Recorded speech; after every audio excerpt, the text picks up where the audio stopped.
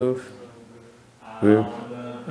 of compassion for the sake of this assembly and all living beings, please turn the wonderful Dharma wheel to teach and guide us how to end birth and death, leave suffering and attain bliss, and quickly realize non-birth. Cùng đến đại đức thắng thịnh, vì thứ pháp hội cấp nhất thiết chúng sanh, tiện chuyên diệu pháp luân giao đạo ngã môn, như há liêu sanh thoát từ ly khổ đắc lạc, tất chư vô sanh. Homage to the Blessed, Noble, and Perfectly Enlightened One. Namo Sananto Suchedoye Alahadi Samyao Samputosye.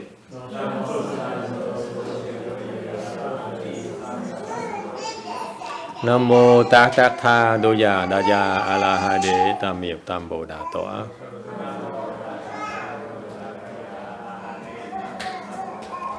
The unsurpassed, profound, subtle, and wonderful Dharma in 100,000 million eons is difficult to encounter. Now I'm able to see and hear. I will receive and maintain it. I vow to fathom the thus come one's true and actual principles. Wu shang sheng sheng wei miao fa bai jie wa jie nan zao yu wo jian jian wen de shou qi yuan jie ru lai zhen shi yi. O Buddhas and Bodhisattvas, Venerable 6th Patriarch, Venerable YongHua, Venerable left home people, and all venerable with no advisors, Amitabha. Chư Phật Bồ Sát, Sư Phụ Sang Gần,各位出家人, 各位上智师, Amitabha. Chư Phật Bồ Tát, kính thưa Hòa thượng Tiên Hóa, Lục Tổ, quý vị, I forgot Liu Tzu in Chinese, sorry. 忘记了.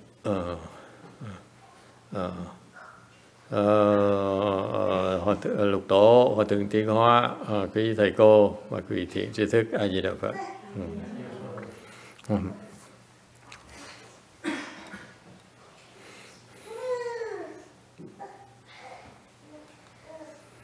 All right, everyone.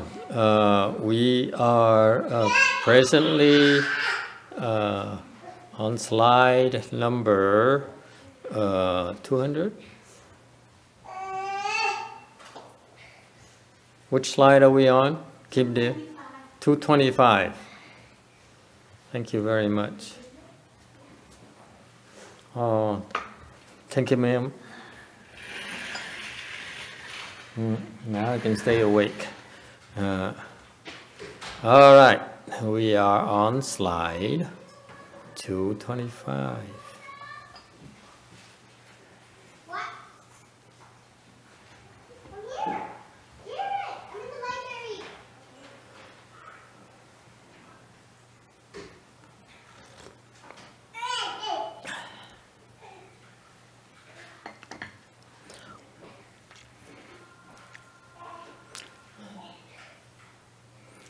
Okay.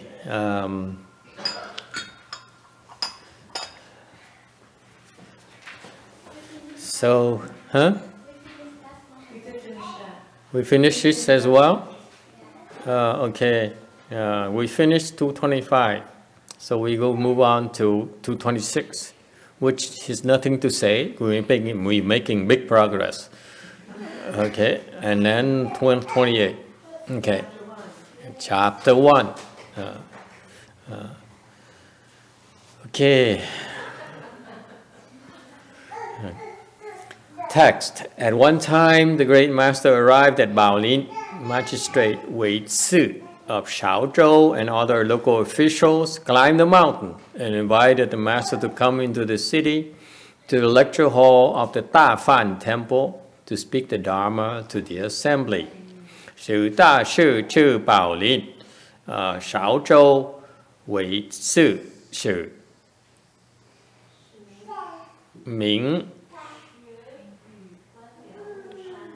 Minh xuế yu quan liao, ru shan jing shi, chu yu cheng zhong, da fan sư, giảng thang, wei zhong khai yuan shuo phả. Lúc đại sư đến chùa Bảo Lâm tại Thiều Châu, có thứ sử I can't even read this.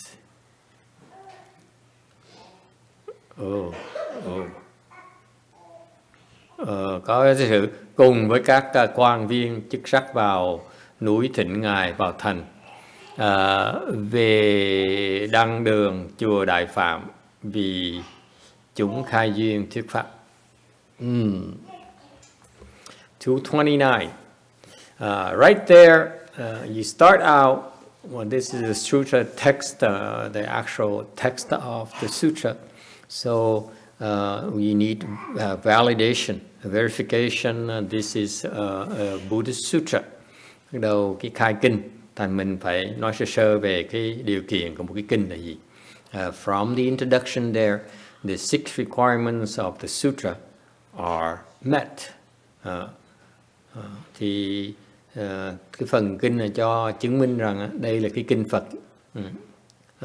Cái tiêu chuẩn của kinh Phật là thứ nhất là cái địa điểm là chùa Bảo Lâm, thứ nhì là cái pháp chủ là ngài Lục Tổ, thứ ba đó là gọi là một nhất thời đó, là lúc xưa đó, và cái tín là thứ tư là họ đảnh lễ phát biểu cái lòng tín, nghe văn là họ muốn nghe những cái pháp yếu, và chúng người nghe là trong đó có mấy cái vị quan lại ở đó.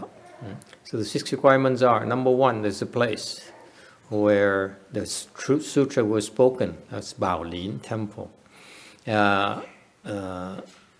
And there's the host speaker, which is the 6th Patriarch.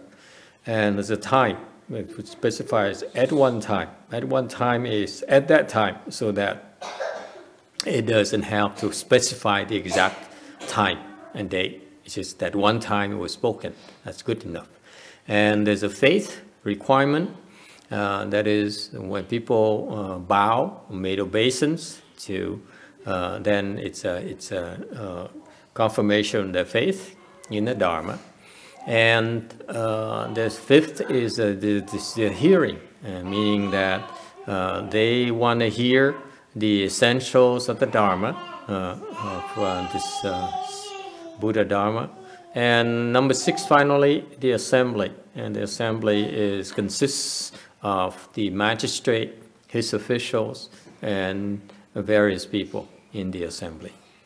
All right, so this is why the 6th Patriarch Sutra is considered a sutra, a Buddhist sutra. All right. 230, tấm 230, text.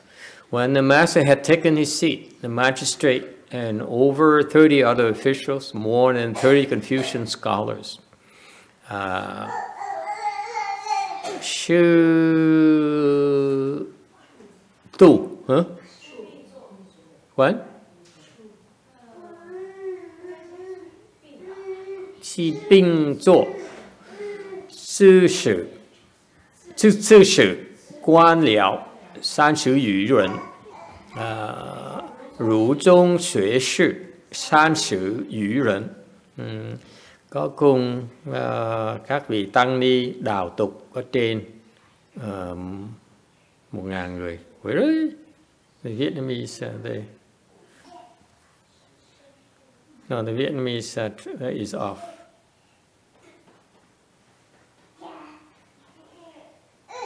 Yeah, this is sư đăng tọa.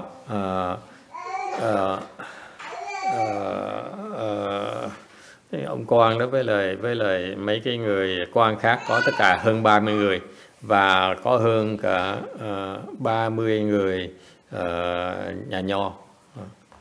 Alright, continuing 231 text, and more than 1,000 bhikshus, bhikshunis, Taoists, and lay people all made obeisance at the same time, wishing to hear the essentials of the Dharma.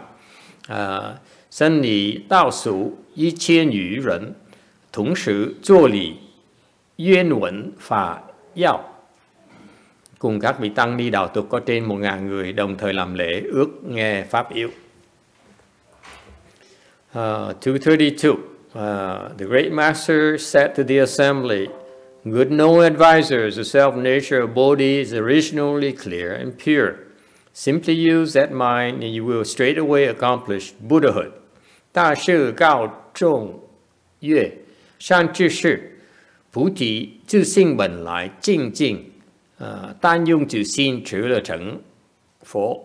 Đại sư bảo chúng rằng chư thiền tri thức, Bồ đề tự tánh xưa nay vốn thanh tịnh, chỉ dùng tâm ấy mà trực liễu thành Phật. Okay, so as soon as the master started lecturing, speaking about the Dharma, ngài lúc tổ khi ngài bắt đầu nói pháp, he went straight to the point, ngài đi vào cái mục hùng tâm ngay là yếu điểm ngay lập tức. Okay, says the self nature of Bodhi is originally clear and pure. Nói là thiền tri thức. So you good no advisors. Okay, shan chi shi. At the lowest level, what is a good no advisor? Cái thiền tri thức là cái gì? Trình độ mà thấp nhất á, là phải nhận diện được cái thiện và cái ác. Lowest level, if you can call yourself good advisor, you are able to recognize good versus evil. All right?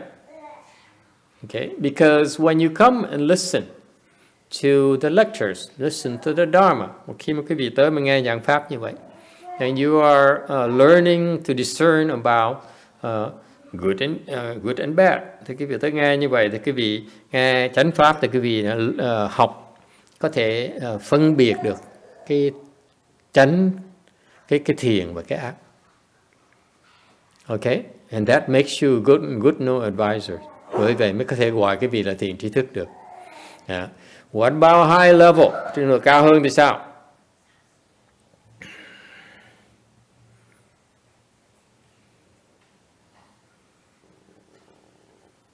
Hello, anyone awake?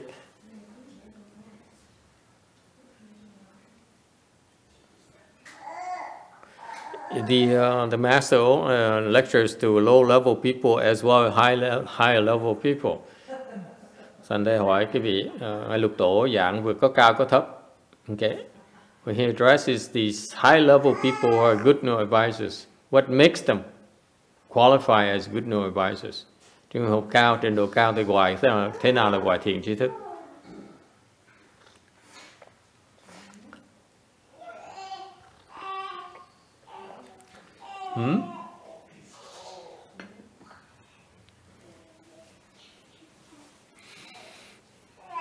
Yes?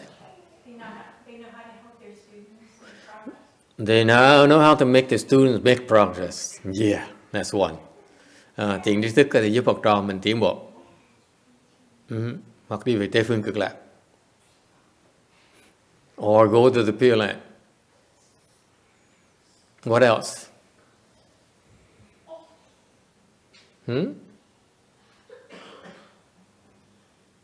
It's not necessary for a good no advisor to help people go to the Pure Land. That's extra curricular activities. Thì ta còn giúp người ta đi Tây phương cực lạc chỉ là ngoài và là không cần thiết. Otherwise, you cannot have that many good no advisors out there. Không thôi, không có còn tri thức, không có bao nhiêu thiền tri thức hết đó. Okay. What about help the student make progress? It's not necessary either. Nhưng học trò tiến bộ cũng không cần thiết nữa. You don't need to do that to be a good no advisor. Yes, sir. Practice 10 good deeds. Practice 10 good deeds.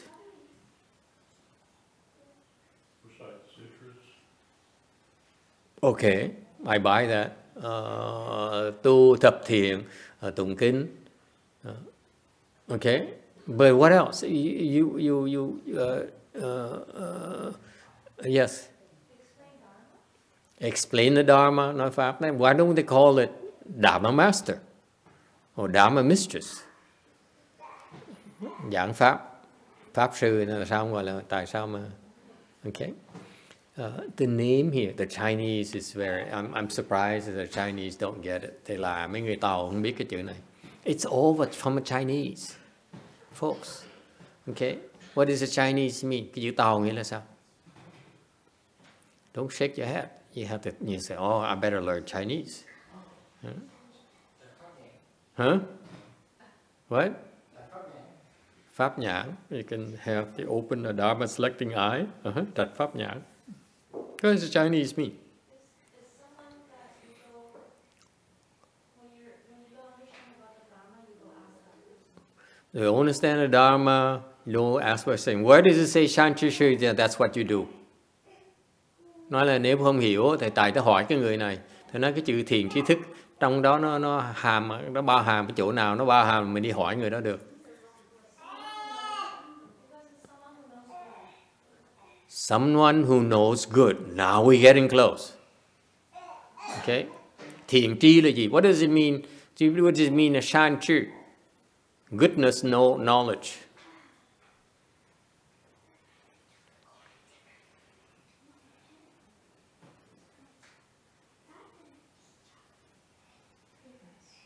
Okay, at the low level, you learn, you know what's good versus what's bad, right? Cái trình hồi nãy thầy nói cái gì đó, cái trình độ thấp á, là cái người ta biết cái thiện với cái ác. Trình độ thấp nhất, that's the lowest level. You need to discern between good and evil. You think it's easy? No, it isn't. Cái vị nghĩ nó giảng gì, không có giảng gì đâu. How many people out there can discern between good and evil? Bao nhiêu người biết được thiện với ác?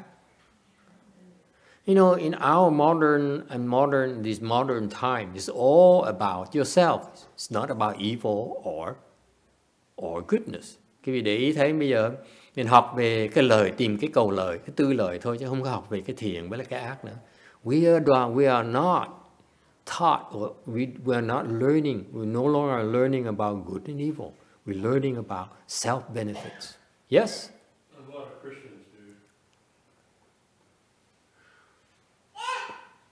A lot of Christian people differentiate pretty well. You really think so? Yeah, I think so. Someone says a lot of Christians learn about good and evil. Có người mới nói là cái bên Thiên Chúa giáo đã học về cái thiện với cái ác. You really believe so?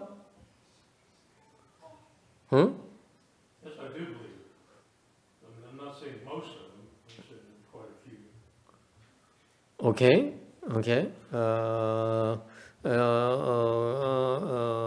You agree with that? Phi đồng ý là không đồng ý? For you, Buddhists, you believe with that?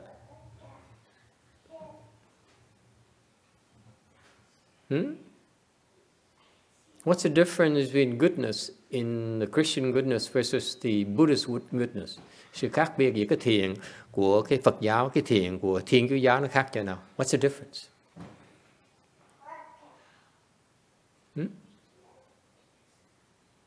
Yes. Well, the Christian goodness is tied to the Ten Commandments. Christian goodness is tied to the Ten Commandments.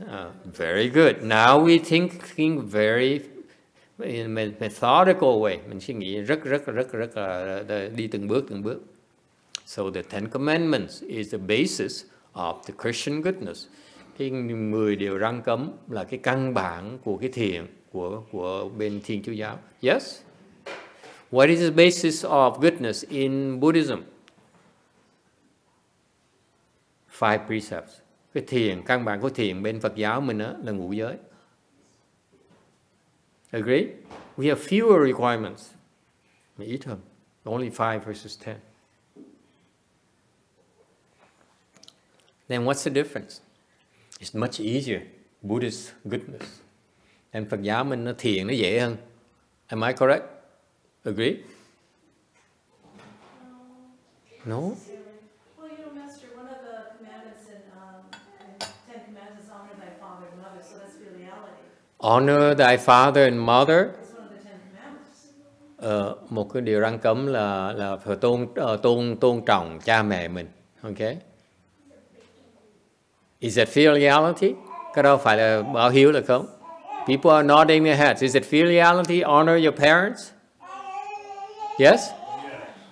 Yes? Because in the Ten Commandments, it's not just your parents, it's also like we talk in Buddhism, it's the filiality towards your teachers and showing respect to the powers that be that take care of us in this world. Right. So in that respect, so we say there's only 5 precepts, but we also are very strong about filiality for Buddhism. But 5 precepts do not mention filiality. No, they don't. Cái ngũ giới đâu có cái báo hiếu đâu. So what's lacking? What's lacking in the 5 precepts? Lacking is it lacking filiality? Phải ngũ giới nó thiếu cái điều ngũ giới của Phật giáo mình thiếu cái báo hiếu là không? Is it lacking in filiality? Well, looks like it is. It's not there. Just keep on these Catholics. They keep on jumping to conclusions. He's not. He's Christian. Oh, he's Christian. Oh, excuse me. The Christians keep on jumping to conclusions. Mấy cái người theo Thiên Chúa giáo cứ vơ đũa cả nắm. It's not there. It's not there, therefore it's not there. Well, you say it's not there. You say it's only 5. The 5 precepts encompass filiality. Okay. Cái ngũ giới này nó bao gồm luôn cái báo hiếu cha mẹ. Because if you're not filial with your parents, you actually are violating at least some of the 5 precepts. Tại sao như vậy? Tại vì nếu như quý vị mà bất hiếu, quý vị đang phạm một hoặc là hơn, một hoặc là 2 là nhiều hơn những cái điều ngũ giới này. Agree, disagree? Which one is it? It depends how you value your filiality. Okay? For example, you go to your dad and say, "Daddy, I need $10,000 from you to do my teeth." Is that filial? Why do you shake your head? I don't know if it's filial or not. I guess it's not unfilial. Never mind. Okay. Bad example. Okay. Give me an example of an unfilial act. Lynn, that does not include asking your daddy for $10,000 to fix your teeth. Lynn knows what I'm talking about, but he's the only one. No one else appreciates the joke. Yes, give me an example of something unfilial, Lynn. Making noises when master lectures? Yeah, it's you. Hey, boy. It's so much energy. It's amazing. Yes? Someone gives an example of something is unfilial. Yes? I can imagine that the parents asked you to help them with something, and then you lied and said, "Well, I'm too busy next weekend to do that." Oh, you're too obvious, Jim. You're like, oh. But people think When you say lie, there's a clue already. Suppose you're supposed to make it like innocent, and we. "Well, I'm busy. I got something to do." Yeah, okay. That's one example. Cha mẹ đòi xin nhờ mình giúp mà mình nói láo. Okay. It say you violate the 5 precepts. All unfilial acts actually violate one of the 5 precepts. Okay, burn your parents' house down. That's pretty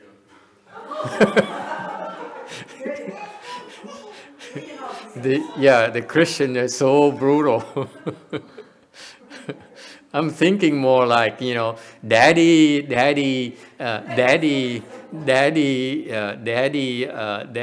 is forgetful. Therefore, that's put him in his room. You know, that's. I'm thinking something more subtle that yes. Okay. Anyway, that's okay. So actually. The 5 precepts are much broader than the 10 commandments. Cái ngũ giới mình nó rộng dễ sợ, nó rộng bao la, rộng hơn là cái 10 điều răn cấm nhiều. Okay. So dwelling on, elaborating on that point where they know goodness. That is because goodness is based on the 5 precepts. Okay. In Buddhism, goodness is based on 5 precepts. Phật giáo mình là cái thiền nó dựa trên cái căn bản của cái thiền là cái ngũ giới. Okay, and the 5 precepts is actually the basis of all morality. Thì cái ngũ giới là các cái nền tảng của đạo đức của bên Phật giáo mình. Okay, and therefore this person here, this good no advisor here knows about, at a higher level, he knows about the 5 precepts in a greater details than the amateurs. Thành về cái thiền trí thức ở cái trình độ cao, người ta hiểu về cái thiền, ta hiểu về cái ngũ giới mà rõ ràng hơn, mà về cái người trình độ thấp hơn. Okay? It's about how well you know about goodness. Cái đó, cái trình độ khác nhau ở chỗ là mình biết cái thiện rõ ràng hơn là không. So far so good. That's the first requirement. Okay, you need to have an understanding of virtues, understanding of morality. Cái thiện trí thức này, căn bản của thiện trí thức là phải biết về cái thiện là cái gì. Okay, for example, ví dụ, Hinayana monk versus Mahayana monk. Tiểu thừa, một sư tiểu thừa với một sư đại thừa.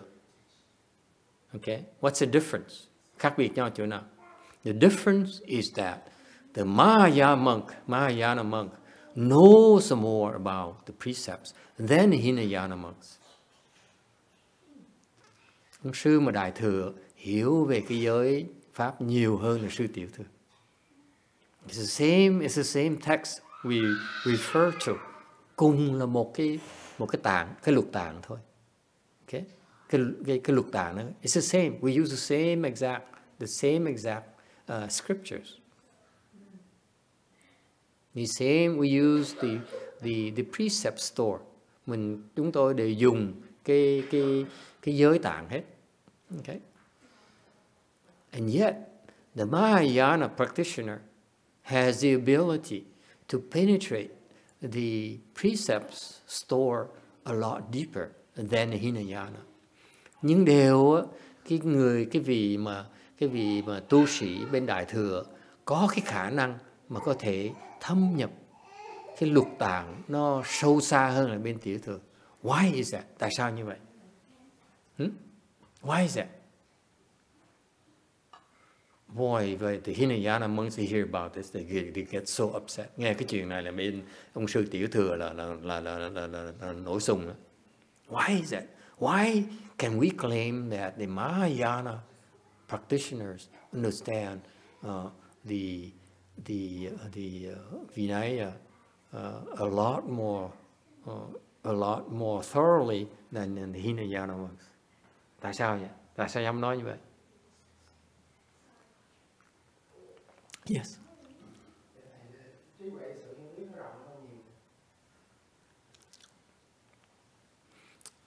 Simply because when I use the keyword penetration, thì dùng cái chữ cái nhấn mạnh cái chữ là thâm nhập.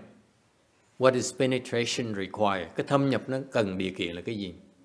Muốn đi sâu phải cần cái gì? If you want to go deeper, what do you need to do? Precisely.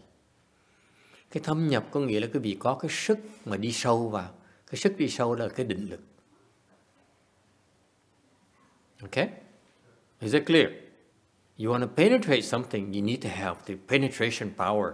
That in Buddhism is samadhi power. Nếu quý vị muốn thâm nhập vào người ta, đi sâu vào, phải cần cái sức đi sâu vào, cái đó là cái định lực đó. Okay? Is it clear? And the Hinayana, they may practice meditation, but their training is not complete. That's why their samadhi power falls short of what they're supposed to attain on the same kind of dharma. Nên quý vị biết không, bên Nguyên Thủy người ta cùng tu cùng với pháp, nhưng đều tại vì họ tu họ ngừng sớm quá, họ vẫn chưa thâm nhập được cái pháp, thành ra họ ngừng, cái định lực họ còn thấp. For example, we all learn about counting the breath. Chẳng như chúng ta trên Phật giáo mình thiền, ai cũng học về cái đếm hơi thở hết, yes? Sổ túc, yes, we count our breath. But the Hinayana, the way they count the breath, they stop way too short, too soon. Mà cái Nguyên Thủy, cái cách mà họ luyện cái sổ túc đó, họ ngừng sớm quá. They should have gone a lot further. On the same methodology, cũng cùng một pháp và sổ túc đó thôi đó, một cái phương pháp đó thôi đó. Họ ngừng sớm quá, họ phải tiếp tục đi tiếp nữa, họ mới thấy được. Alright?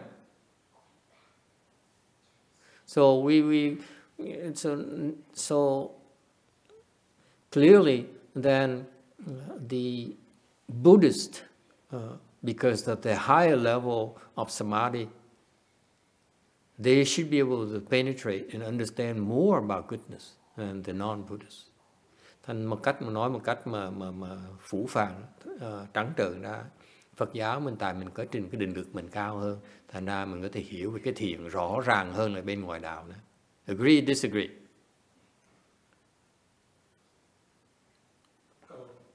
Theoretically, yes. Okay, that's shan chu. Cái đó là good knowing. What about advisor? Shu. What does it mean? Chinese people, or Chiu Chao people, or Vietnamese people. Yeah. In Chinese, it didn't say the word advisor. What does it say? It just says goodness and the knowledge. So someone who has Shu is what? What's in Chinese? Shu is what? To you? That's one Chinese person. Well, they don't like to be called Chinese. They call themselves Taiwanese.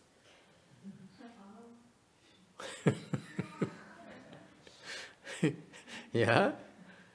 What does shu mean in Chinese? no, can recognize. Recognizing. Ren shu de shu. So why is it translated in English as advisor? This is the name of the person. No. It's referring to Let's give the Hong Kong American person a chance. That's the only Chinese left that's really, really Chinese. The rest is sort of like, I don't know. What does shu mean? Why is it called advisor?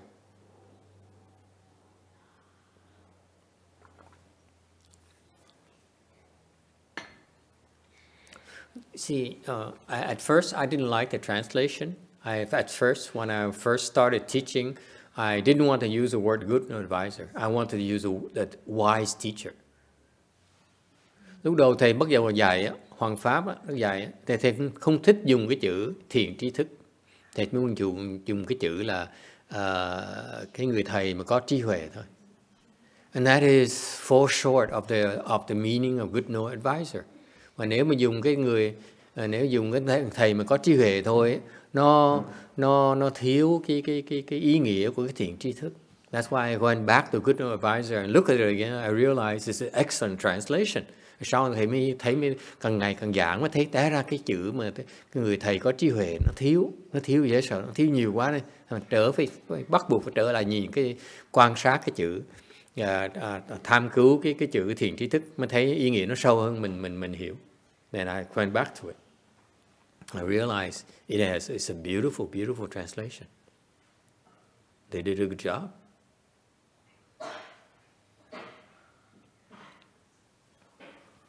Shu here, you could explain to it as run shu. Cái thức này mình có thể giảng nghĩa là nhận thức. The ability to recognize, mình có thể thấy được. Recognize what? Thấy được cái gì?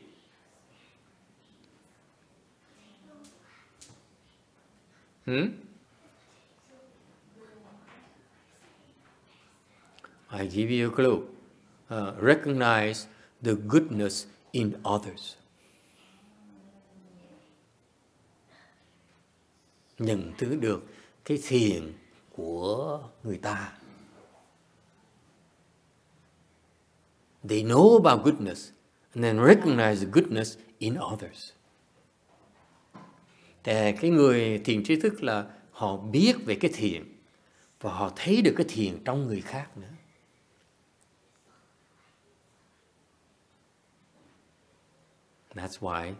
That's how they become advisors.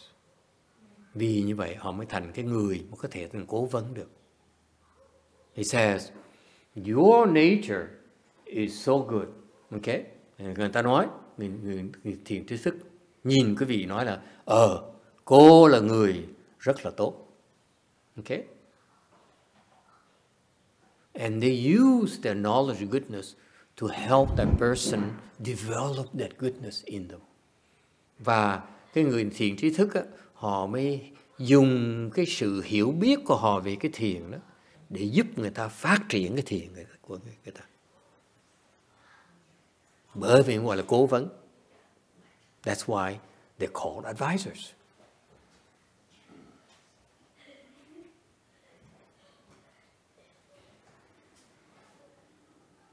Questions? Ai thắc mắc gì không?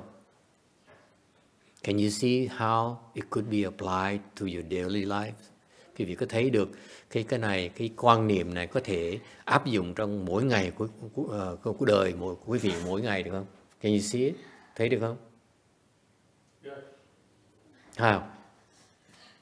See goodness, you can see goodness in others. Try to help them develop that goodness if you can see it. In every walk of life, in every walk of life. Bất cứ quý vị làm cái nghề gì, quý vị cũng có thể làm một cái thiền trí thức được. In every walk of life, you can be a good no advisor. Yes, you advise your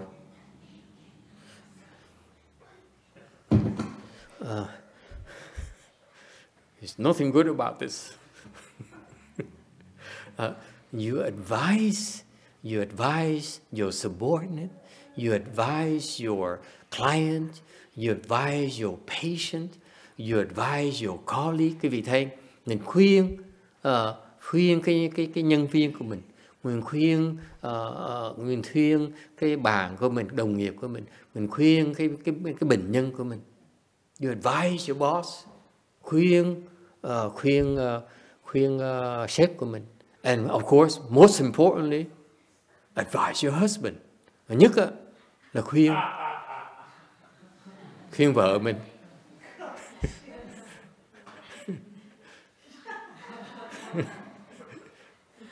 Yes? Only the men appreciate it. The women, I say, advise your wife, and no men left.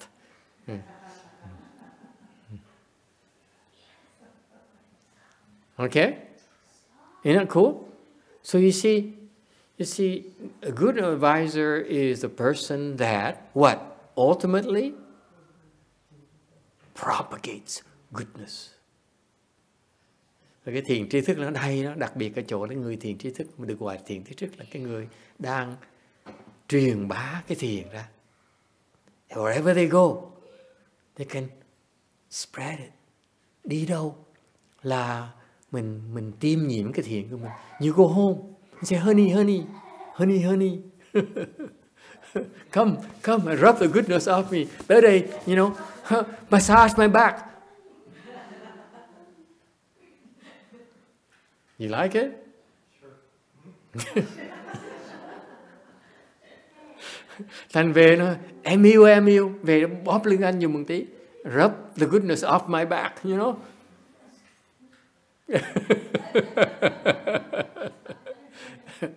Okay? Isn't it exciting? That's why I feel you should go home tonight and tell your beloved, honey, today I learned about a beautiful Buddhist concept called good advisor. Ngày nay nói, anh em về em học được cái quan niệm thiền trí thức hay dễ sợ lắm. Huh? Let me explain it to you. Yes?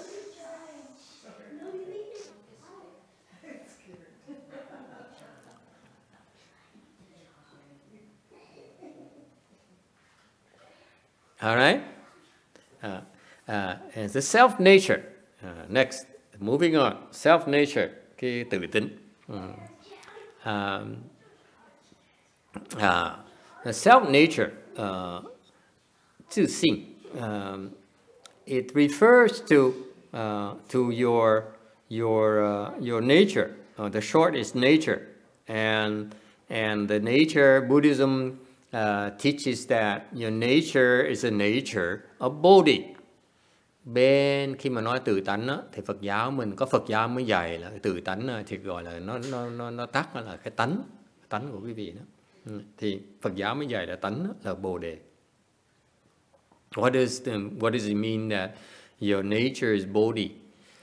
Tánh là bồ đề nghĩa là sao? It means that your nature, your makeup, your substance, cái thể của quý vị, cái bản tính của quý vị vốn là giác ngộ. Inherently is enlightened already. Only in Buddhism, Phật giáo mới như vậy thôi. Là quý vị đã giác, bản tính quý vị là bản tính của giác ngộ. Your nature is the nature of wisdom, the nature of goodness, the nature of light. Bản tính quý vị là cái bản tính của cái thiền, của cái tốt, của cái ánh sáng, của cái trí huệ.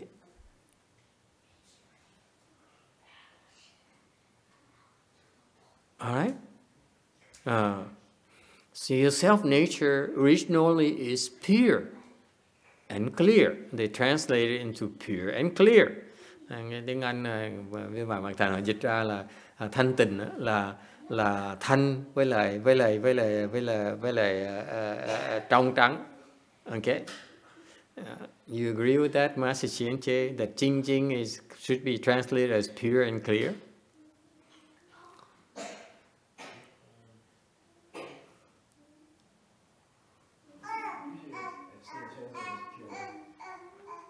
Pure is enough, there's no need for clear. Jing is basically Chinese means pure, right? There's no need to translate into clear. It's not literally, it's not pure and clear. Actually, it's only pure. I left the original translation to sometimes to tell you that there's no need for that extra character clear, extra word. Clear is not necessary. The emphasis here is pure, it's not clear. Jing Jing is purity, it's not clarity. Bản dịch tiếng Anh nó hơi lệch một tí. Là cái thanh tịnh đó, là cái tịnh. Yes, it says clear and pure. Okay? But the concept here is purity, is not clarity. Cái thanh tịnh này là đang giảng về cái tịnh đó, cái sạch sẽ đó, chứ không phải là cái trong hay là cái sáng. What does it mean pure?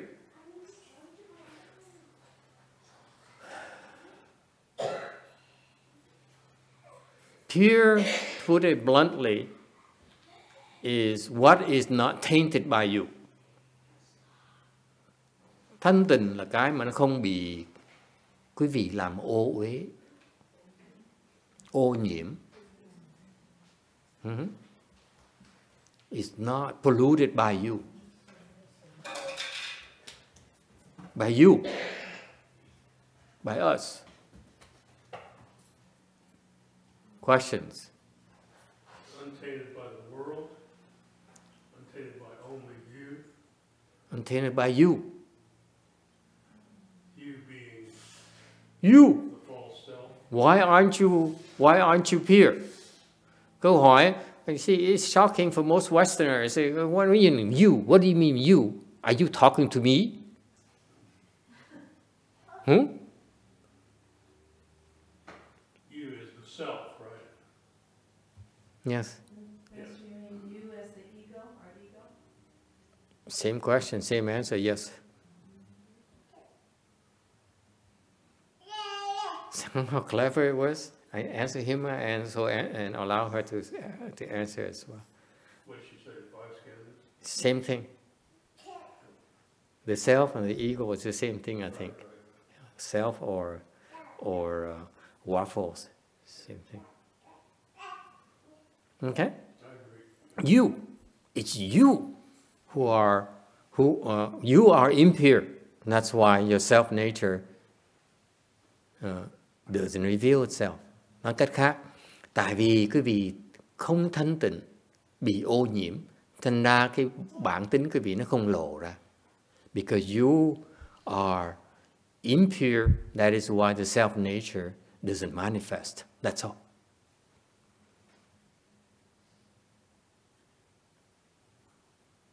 And you're supposed to take some, take this as an insult. Còn người nếu quý vị cảm thấy là bị bởi mắng nhiếc một tí, quý vị đúng. It's right. You're being insulted. But it will manifest to the degree that you can remove your impurities. This concept is very important because I'm paving the way for later Sheng Xiu's verses. Thầy đơn giản quý vị đó đơn giản trận để cuối cùng quý vị sẽ tới lần sau mình bàn về cái bài thơ bài kệ của ngài Thần Tú. Okay? Your nature is pure, but you are the one who are tainting it, who are polluting it. Cái bản tính quý vị là nó thanh tịnh, là vì cái bản ngã quý vị nó làm cái bản tính quý vị nó bị ô nhiễm. Thầy đang chuẩn bị cho quý vị sau quý vị nghe được cái bài kệ của ngài Thần Tú. You remember? Later, Sheng Xiu verse says, time and time brush it. Do not let the dust alight. It's so that verse is very, very good.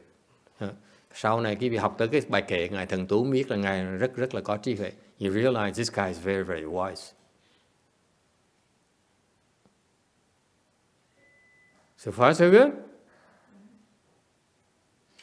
Just all you have to remember, you're not pure.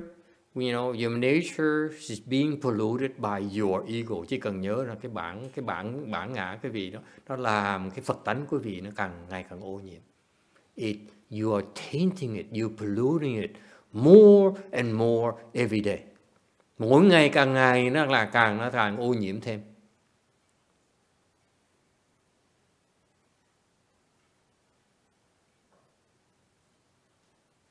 All right? And if the 6th Patriarch continue, he says, if you're able to use that nature, you simply use that mind. Ngài mới nói tiếp, how do you say Vietnamese? Việt Nam sao tôi quên rồi. Chỉ dùng tâm ấy, trực liễu thành Phật. You only need to use that mind, then you immediately become a Buddha. Quý vị mà biết dùng cái bản tánh đó thì quý vị lập tức thành Phật. This is Sudden Enlightenment teaching again. Đây là cái bài dạy của đố ngộ. He says, if you can use the Buddha nature of yours, you're a Buddha. There's no need to cultivate.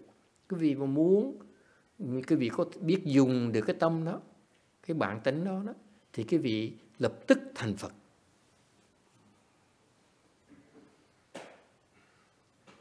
So was the 6th Patriarch of Buddha then? I don't know.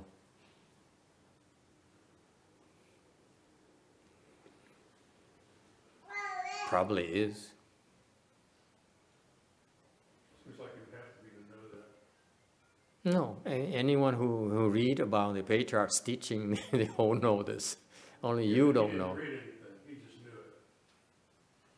He was illiterate, he just knew it. But he had 15 years of practice. Okay.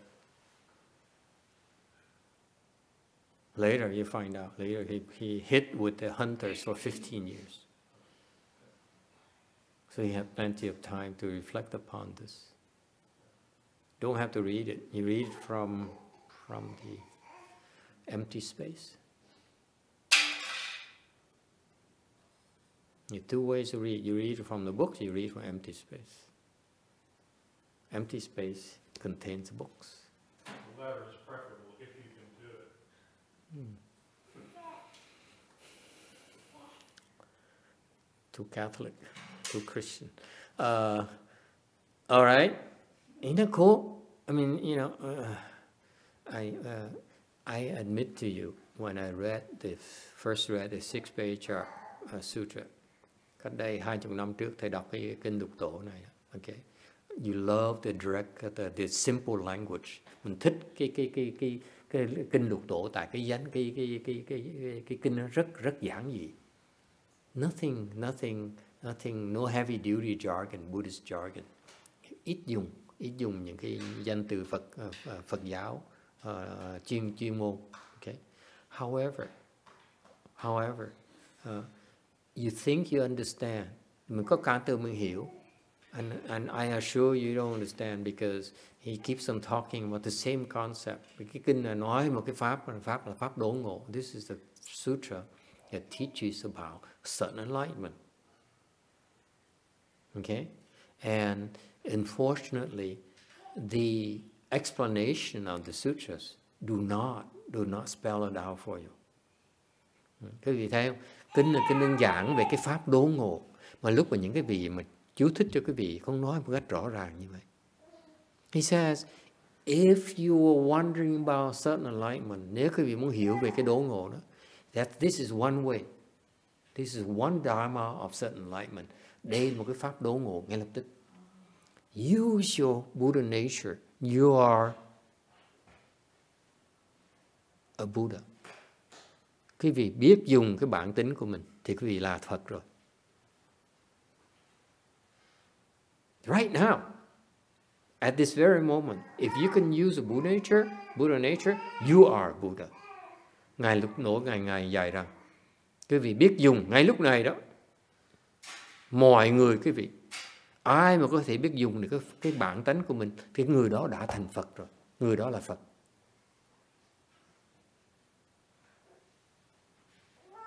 Questions?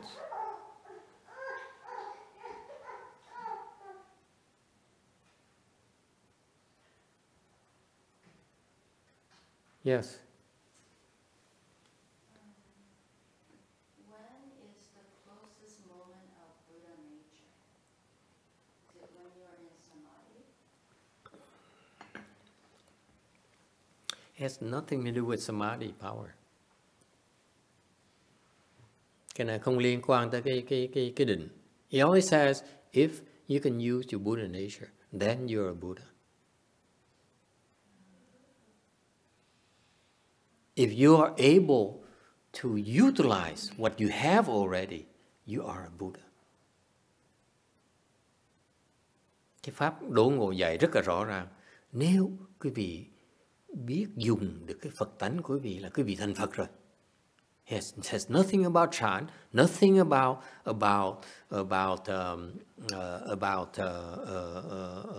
samadhi. Không nói gì về cái thiền, không nói về cái định hết. He says, if you can use that, you are a Buddha. The problem is that you don't know how to use it. Thì cái sự thật là mình không biết sai. Yes? Don't jump to conclusions yet. Vicky, hey, you're not a Buddha yet.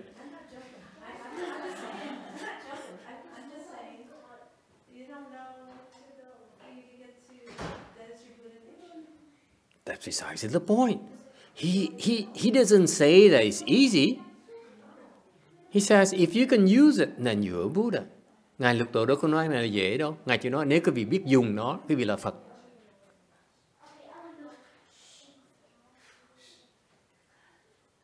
Okay, I give you an example. Cho thầy cho cái ví dụ này. I have some trainees, có mấy học trò mới vào, okay, người xuất gia, and you give them some handyman work, and cho nó bị nó sai làm việc, okay, and sometimes you realize that they should be using a hammer, but they use a pair of pliers to hit the nail. Ví dụ như lúc nó bị nó đóng đinh đó, thì thay vì lấy cái búa đó, thì nó lấy cái kềm nó đóng vào.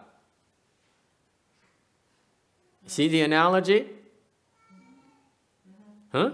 You got that? Okay. Or you're in the kitchen, hoặc là vào bếp. I'm no good in kitchen, so my example would be horrible. Okay. You know they're supposed to use a butcher knife. Biết là nhiều khi lúc bạn biển nó chặt xương, nó lấy cái dao mà cắt bánh mì ấy. You ask them to cut to chop the bone, right?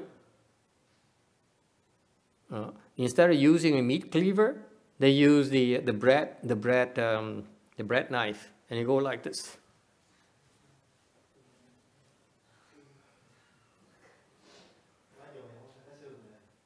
Không ăn xương hả? He says, bad example. We don't eat meat. Chào quê thầy, nói thầy ở chùa nó có xương đâu mà thầy cho ví dụ dở. Lousy example is a comment. Inappropriate for our people. Okay? So the idea here is that the patriarch says, if you can, this is from the perspective of someone who is enlightened already. Đây là từ quan niệm một người đã giác ngộ. Nó nói, it's so easy. It's so easy. Just use it. Ngài giác ngộ thầy nói, quý vị biết không? Dễ lắm, chỉ xài nó thôi.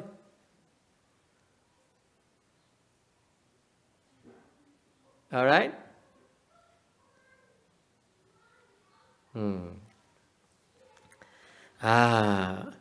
So what is that mind there? What mind is that? Cái tâm gì vậy? The mind that is not calculating. Cái tâm mà nó không tính toán.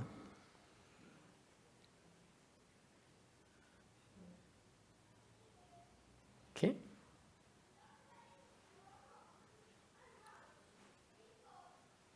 If you use a mind that says, I'm not sure, let me think about it. Cái tôi hỏi cái vị làm gì với nó? Để tôi suy nghĩ lại đó. That is a calculating mind, isn't it? I'm not sure, let me think about it. Yes? That's a calculating mind. Yes?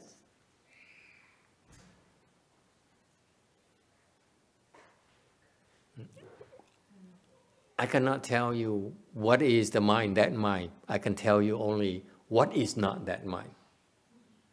Cái tâm này mình nói không được. Chỉ có thể mô tả được cái tâm mà nó không phải nó thôi.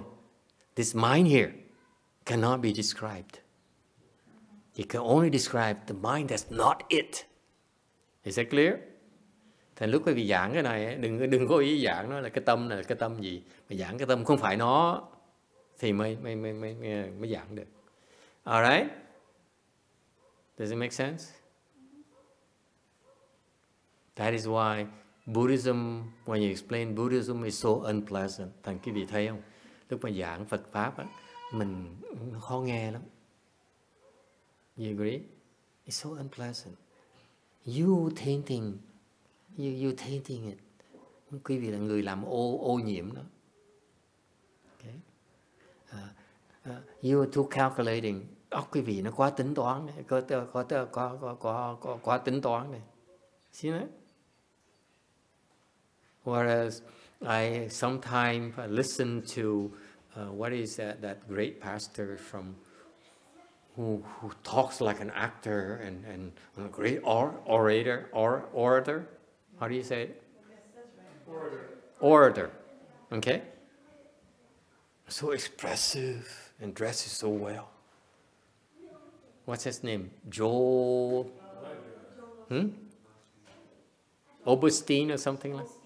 Austin, thank you very much. I love him. I used to watch him. So, my God, someday I'll be just as good as he is. When I first came back from Taiwan, I was going through the channels. Like, wow, look at this guy. Wow, look at all these people listening to him in rapture. Thầy mới cách đây 20 năm mới về, người từ Đài Loan về, thì coi TV thấy cái ông đó, ông Joe Austin vậy đó. Ông thấy cả một cái the whole stadium watching him, right? And everyone's What little did I know that these people sitting there, and but as soon as the camera was by,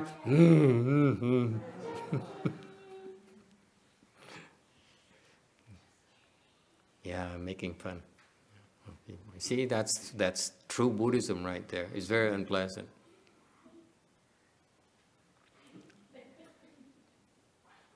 All right? Now,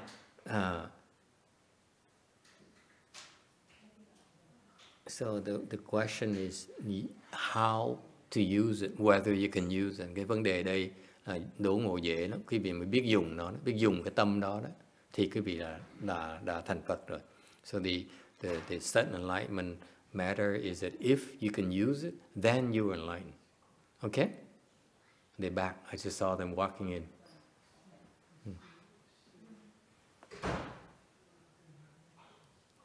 Questions? Ai thắc mắc gì không? Yes, ma'am.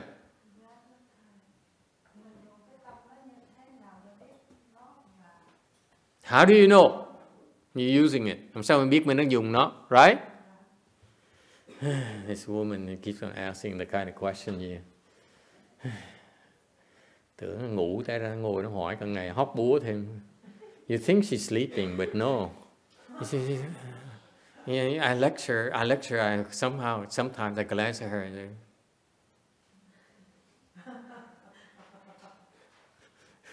and you think you're sleeping. Cái tưởng gì mà liếc tưởng là người ta ngủ. Không có đâu. How do you know? Is that mind? Sao biết cái tâm nó? How do you know? Maybe you don't. You're thinking about it, you're not using it. That's right. If you have to ask, then it's not it. Trả lời rất giản dị. Nếu quý vị còn hỏi là không phải tâm đó rồi đó. That's for sure. If you're doing something, hoặc là mình đang làm, give me an example, very specific example. Okay? Cho quý vị một ví dụ rất là điển hình. You are slicing a carrot. Mình cắt cà rốt. Okay? So far so good. Anyone ever slice a carrot or peel a carrot? Có ai bao giờ gọt củ cà rốt hoặc là cắt cà rốt chưa? Anyone? Everyone has. Ai cũng có làm, right? Including you? Oh my God. It's not true. Sarah Jo said, this guy is a big liar. God. Okay. So you are peeling a carrot. Mình đang gọt củ cà rốt. Yes? It's easier than slicing a carrot. You're peeling a carrot because your wife said, honey, go peel carrot.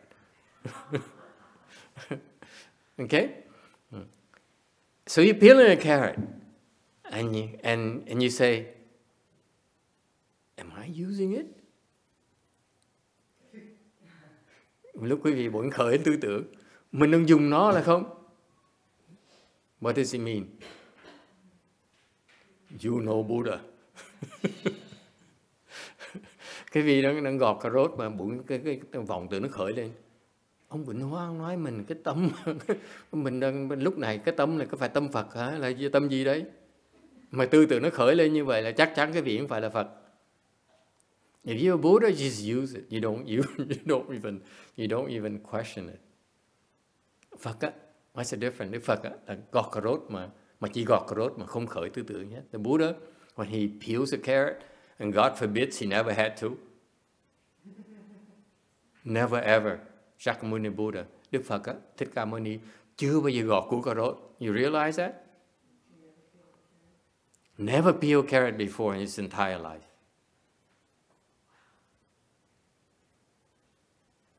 But he did. Nếu như Ngài đã gọt cà rốt đó, okay?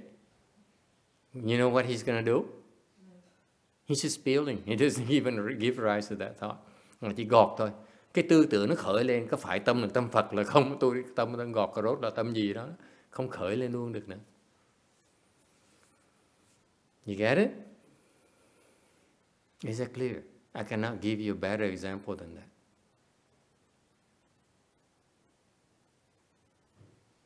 Không có, thầy có thể cho cái ví dụ nào nó hay hơn như vậy được hết. If you don't peel carrots, then you have no business being here.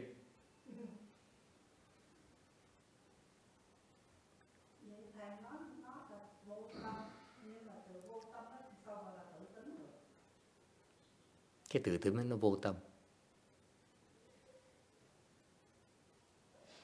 Tự tính không có tâm. Tâm là tâm giả. Mình còn khởi lên tư tưởng là tâm giả.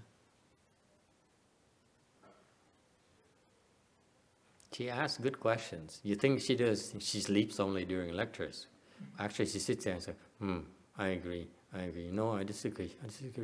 Let's get him here. Okay. Cái bản tính thanh tịnh của quý vị nó không có một cái tư tưởng nào hết. Your pure nature has no thoughts. Right there is a clue for you to become a Buddha instantaneously. Cái đó là một cái phương pháp để quý vị trở thành Phật ngay lập tức. You got it? You get it? You all become Buddhas already. Okay, moving on. Yes? Questions? Yeah.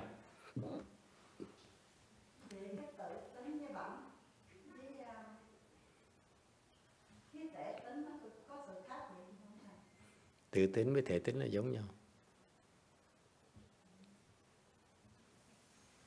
Yes, sir. Cái hôm lịch hả? So he says, these people, bicycle people, they come up with questions that you never can think of. Mấy cái đứa bác sĩ loco nó hỏi mấy cái đồ gì đâu mình không thể tưởng tượng được luôn. He says, then shouldn't you become homeless before you become a Buddha, so that you can become a Buddha? Phải câu hỏi là vậy mình không nên có phải mình nên trở thành người vô gia cư để có thể thành Phật được không?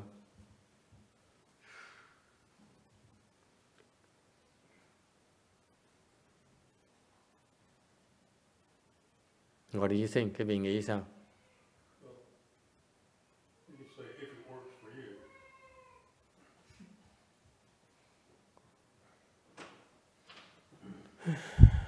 Let's not complicate matters. Text, it's bad enough already.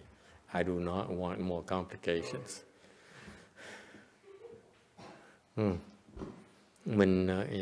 If this person shows this person has never been homeless before. That's my answer. Câu hỏi như vậy chứng minh cái người này chưa bao giờ trở thành người homeless hết.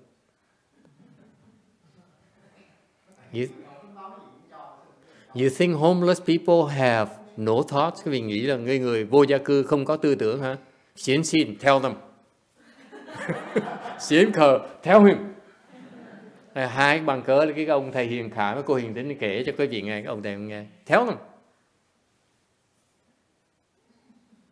In our temple, we have no light at night on the other side of the temple, one side of the temple. So one night, a young Xianke went out there to open the door to do the food offering for the evening ceremony. What did he find? A homeless person. Way Mountain. Cái Sơn Từ đó, cái chỗ đó không có đèn, một phía của cái đân sữa chưa có đèn nữa, không có điện nữa. Thành ra buổi tối ông thầy Hiền Khả ông ra ông cúng mông sơn thị thực á, mở cửa ra thì có cái người vô gia cư nằm ngủ đó, homeless person sleeping.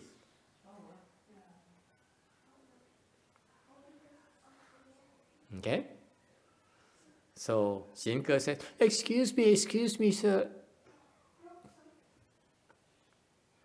Cái ông Hiền Khả nói, xin lỗi, nè ông ơi. The guy looked at him, went back to sleep.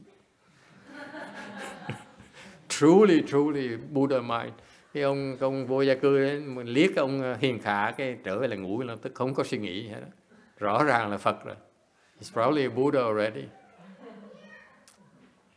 So then Xianke went back and called and texted me. Ông nói thầy Hiền Khả lập tức chạy về kiếm his cell phone. God knows where his cell phone is. You never see him with a cell phone, but he found his cell phone and immediately texted me. He said, Master, there is a homeless person. What do I do? What do we do? Lập tức, you clearly prove that Xianke is no Buddha. Thành cái ông Thiền Ca lập tức chạy đi kiếm cái cell phone, xong text thầy ơi, có cái người vô gia cư bên kia, con làm gì bây giờ? Thì chứng minh cho cái vị thấy là ông Hiền Khả chưa phải là Phật. Okay? So I said, kick him out. Thầy đuổi nó đi. If he doesn't go, call the police. And don't bother me anymore. Thầy nói là đuổi ông đi, mà không đi thì gọi cảnh sát. Đừng làm phiền tao nữa. Tụi nó nguy hiểm lắm. They're very dangerous people. So what happened? Xin came to the picture. Cô Hiền Tín xuất hiện trong cái như hiệp nữ vậy. Xin to the rescue. He says, wait for me. Truly, this woman is no Buddha either. Cô Hiền Tín nói, đợi tôi. Cũng chứng minh cho cái vị thấy là cô Hiền Tín mà nói là chưa thành Phật. Went over there, and then they say, sir, you have to move. You have to leave. Rồi tới đó nói là, ông, đi ra. Can you imagine from Xianxin? Vì tưởng tượng, I didn't say anything, okay, she didn't even contact me. She decided to go over there and say, get out.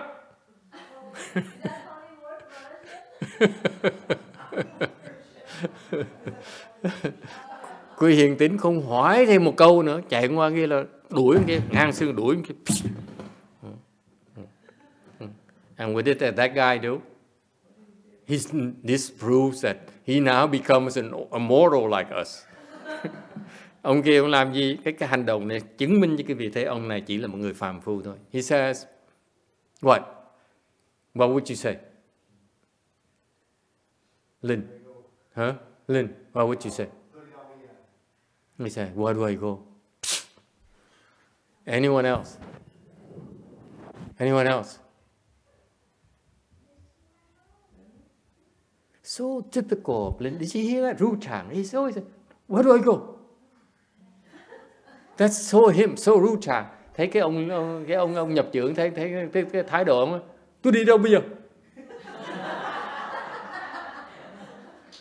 It's so him. Yes, Sarah. What would you say?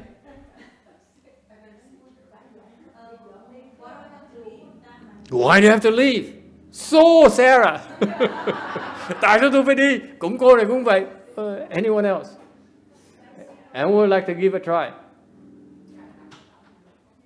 Anyone? Yes, sir. I should go back to sleep. You just go back to sleep. You don't say anything. Real Buddha right there. Ông Diệm ông nói là tôi trở về tôi ngủ lại tôi không nói một tiếng. Phật mới làm được như vậy. Okay, so what did this guy do? See, I just proved to you that Ru Chang is no homeless. That's the whole point of this exercise. Thành cái này phải hỏi cái câu chuyện này để chứng minh cho cái vị thế là ông nhập trưởng này không phải là người vô gia cư, chưa bao giờ thành người vô gia cư hết, ta không hiểu được. Okay? It's a stupid question. In other words, nó khác câu hỏi nó dốt dễ sợ. Bây giờ never been a homeless person. How can you quote them? That guy says what every homeless person would tell you first. Cái người đó trả lời cô hiền tín mà một cái người những người bất vô gia cư sẽ trả lời cái việc cái này. He says,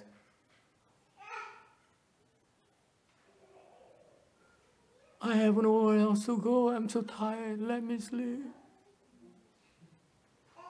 Trả lời nó là tôi đi chỗ nào nữa? Tôi đi chỗ nào nữa? Tôi mệt quá, cho tôi ngủ một tí đi. Let me sleep. Cho tôi ngủ đi. Năn nỉ thấy tôi tội sao mà đuổi tôi được? Cái thái độ đó toàn như vậy. I'm experienced with that, you know. Okay, so many of them away. Nó vang lơn ngay lập tức. Cái thái độ là vang lơn, vang xin nài nỉ, vang xin ngay lập tức. So they beg you, they make you feel sorry for them. That's the first thing they do. When they trespass, that's what they do. Khi mà họ xâm lăng cái của nhà cửa cái vị, I'm teaching you, okay, from experience.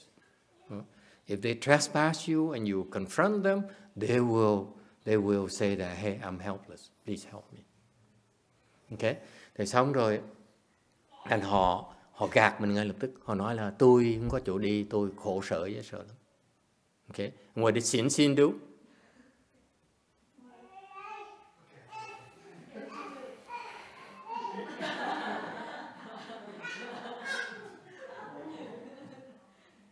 She turned into a stone face. Người trơ trơ như cục đá vậy. Okay. You only see the only thing that's moving is, let me demonstrate. Thầy biểu diễn cho quý vị nghe. I wasn't there, but this is how I imagine she would do.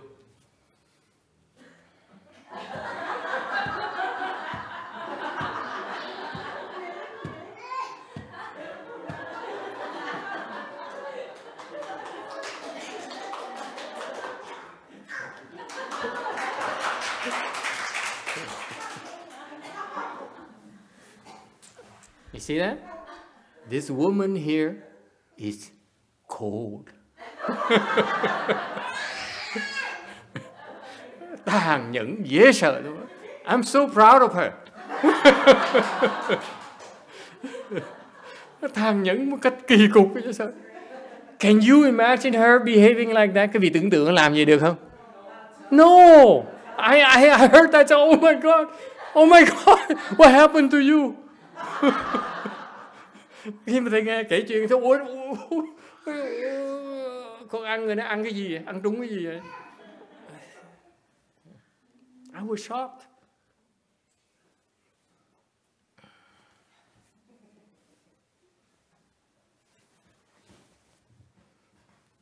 I'm joking with you. I forgot about where that is leading to.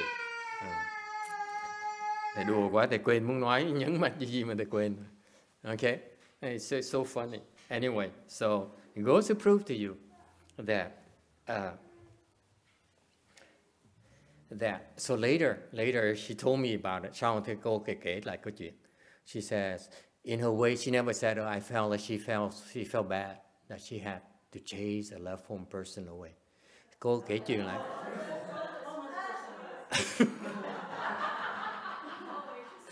Slip of the tongue. Okay. Freudian slip. Okay. Freudian slip, excuse me. Cô đâu có buồn, cô nói hơi áy náy là phải đuổi cái người vô gia cư đi. And so what did I answer her? Thầy trả lời sao?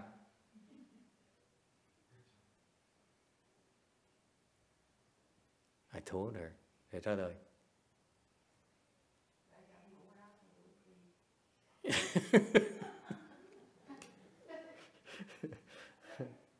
I wish I should have said that too. Đáng lý phải nói câu đó, nó có từ bi hơn tí. Cảnh says, you could have let him sleep there. You shouldn't have chased him away. And if I said that, it would be a lot more compassionate on my part. Nếu thầy nói như vậy, rõ ràng chứng minh là thầy có tâm từ bi. Okay? They prove that I am compassionate. But no, I didn't say that. Nên rất tiếc là thầy phải làm cô Cảnh thất vọng. Okay. I said, đáng khiếp. Thầy nói là hổ gai. That's right. Because, tại sao vậy?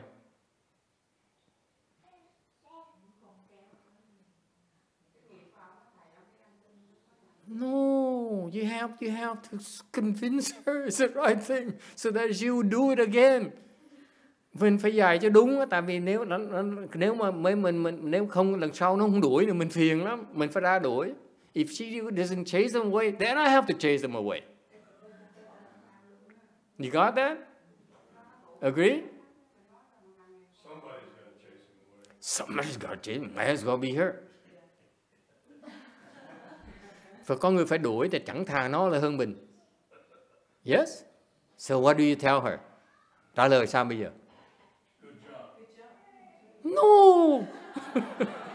No! You guys have clearly, you have never been an abbot before. Có người nói là cô giỏi quá. Thì nói trời ơi trả lời dốt quá. Rõ ràng cái gì chứng minh cái việc chưa bao giờ làm phương trượng hết.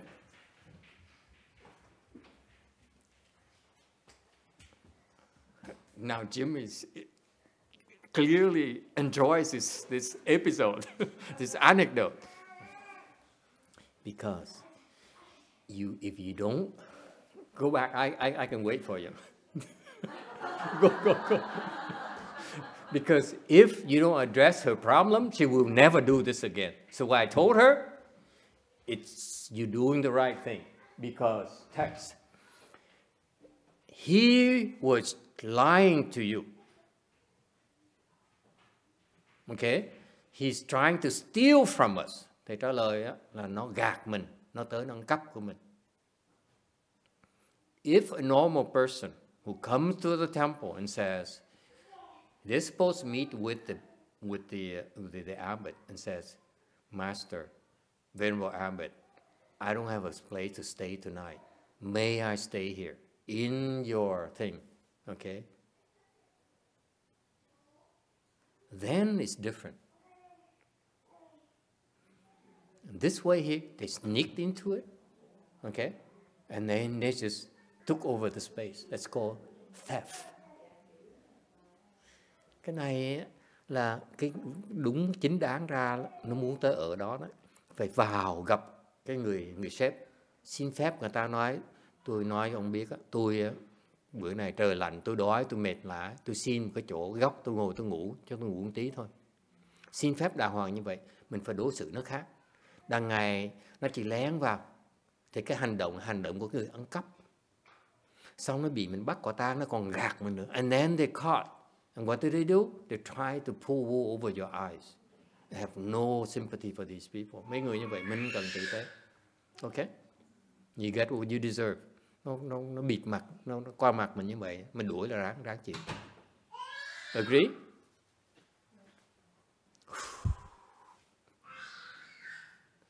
You missed the major point. Sorry, text. You better listen to the lecture again. Okay? You agree? Disagree? Xin, you agree? Next time, call someone else. Yes, sir. Hả? Nó ngồi sao?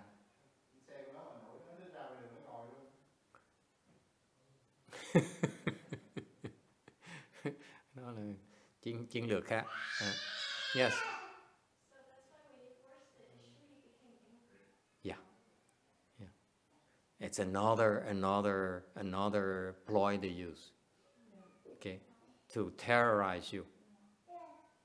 If you are scared, they'll come back. Rồi ông này, cái ông vua gia cư này, ông nội xì nẹt, ông mắng giết, ông la hét sùm hết. Okay, he screamed, he cursed at her, used dirty words at her, right? And so that is that if they're testing you, see whether you flinch or not. You flinch, they'll come back. Okay? Nó gạt mình. mắng nhiếc, mình la hét om sòm, coi thường mình có sợ không? Mình lộ ra sợ nó sẽ trở lại, nó ngán mình đâu. Mình không sợ nó không trở lại. If you show you're not scared, they don't come back. I even taught her another way to chase them away, even so that they don't even come back next time. Mà lần sau nó tới lần nữa, thầy dạy cô này cái chiêu mới để mà đuổi nó luôn, nó không dám trở lại nữa đâu. Next, if he dares come back, she has a way to deal with her. I taught her another way to deal with them.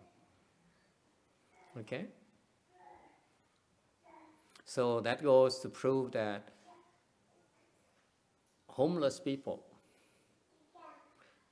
okay, if they have the rise, they give rise to a thought of trying to cheat you, try to steal from you, they're no Buddhas. Thành câu chuyện nó dài dòng, nó khô hài để chứng minh với quý vị thấy cái người vô gia cư vẫn còn khởi lên cái tư tưởng là gạt người ta, đi ăn cắp của người ta đó. Cái người đó không thể nào là Phật được. Alright? So it's not a good way to towards Buddhahood to become homeless. It's better to give your homes to master. Đừng có vô gia cư mà tốt hơn là cho cúng nhà quý vị cho chùa. Now some people are worried. Okay, any other questions? Ai thắc mắc gì khác không? All right. Where were we? How come we are back here? Okay, next. 34. Tấm 234. Text. Good no advisors, listen while I tell you about the actions and intentions by which Hui Neng obtained the Dharma. Shan Zhi Shi Yi Ting Hui Neng xính dẫu tở phà sư y. Chư thiền tri thức hãy lắng nghe hành do đắc pháp của Huệ Năng. Obtain the Dharma. 235, tấm 235, number 235. The Patriarch says, I obtained the Dharma, đắc pháp, tở phà, meaning that you understand the Dharma thoroughly. Có nghĩa là cái vị hiểu được cái Phật pháp sâu sắc. Okay? That's what you obtain the Dharma. The word here in Buddhism, it sounds very simple, rất là giản dị. Actually, it means a very, very difficult accomplishment, not easy thing to do. Cái đắc pháp này là cái danh từ Phật học, nhưng nó có ý nghĩa rất là sâu sắc, không giản dị như mình nghe đâu. Đắc pháp này là cái trình độ rất là cao. This is a very high level of wisdom. Trí huệ nó rất là cao. Okay. Hui Neng, Huệ Năng. It is Hui Neng to you, is my comment. Why does he keeps on saying in the rest of the sutra, he says Hui Neng, Hui Neng, Hui Neng, Hui Neng. Tại sao trong cái phần kinh còn lại của lục tổ này, mỗi lần mà nói tới Ngài nói là Huệ Năng, Huệ Năng, Huệ Năng. Why is that? Tại sao như vậy?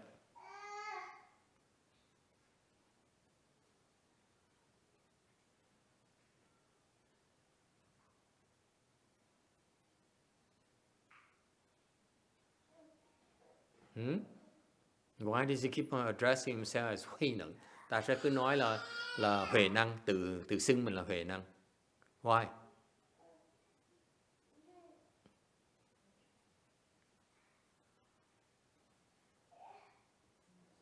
Yes. No, why does he keep on? He could say, Raymond. You could say Richard. You could say anything.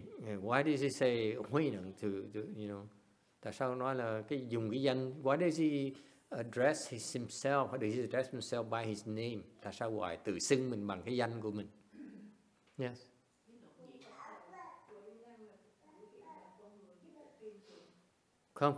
Không nói khi mà ông nói ý thầy nói là tại sao ông dùng tôi? Why doesn't my meaning is that why doesn't he simply use the word I or me? Tại sao ông dùng tôi?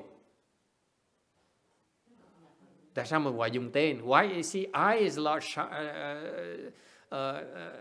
lot simpler than Huệ Năng.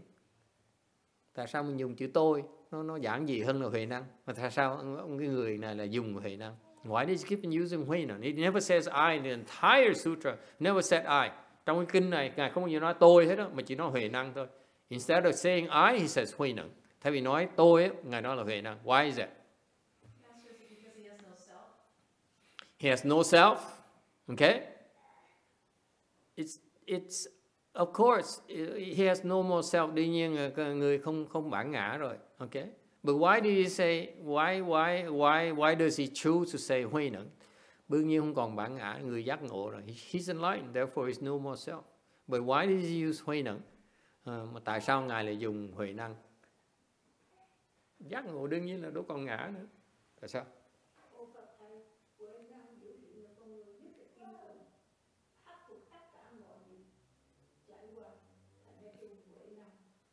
He said Huệ Năng is very wise man. Anyone? Why doesn't he use I? Tại sao không phải là mình là tôi? Không tự xưng là tôi. Hả? Người tu hành dùng như vậy hả? I never talk to you and say YongHua is not eating lunch today.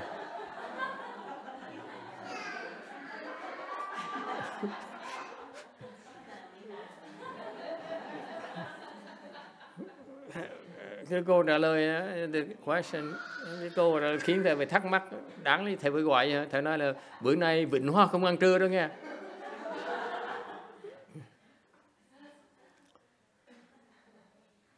Which sounds funny, doesn't it? Mà nếu mà mình nói Vịnh Hoa bữa nay không, Vịnh Hoa mắc đi chợ rồi thì rõ ràng ai cũng cười. See, you all laughing at that, right? That's why I use I. Vì vậy thầy mới dùng chữ tôi. But Huệ Năng, how come no one laughs at him? Tại sao không ai cười ông này hết? I assure you, when he is speaking Dharma, he spoke Dharma to 1,000 of these people, no one laughed. Mà cái vị biết không? Cái chuyện tức cười, cái vị cười thầy, chứ còn lúc Ngài Huệ Năng, lúc mà giảng pháp cho 1,000 cái vị người nghe ngồi nghe đó, không ai cười hết nha. Nó là Huệ Năng, how Huệ Năng obtain his Dharma. Không ai cười hết, no one ever laughed. Yes.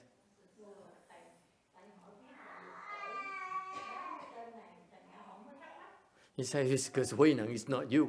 In other words, nên là Huệ Năng phải là Vịnh Hóa. Yes. Yes. Equal? Huệ Năng is equal?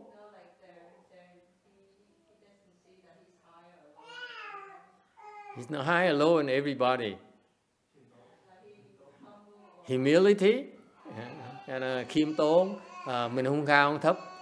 Really? You believe that?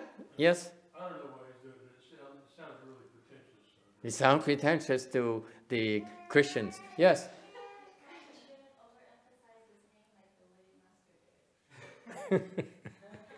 He says, Master is clowning around with his name, Huệ Năng. He said, Huệ Năng. Master says, YongHua. There's a difference. Câu là đồ quỷ. And my reply to that is đồ quỷ. You know what đồ quỷ means?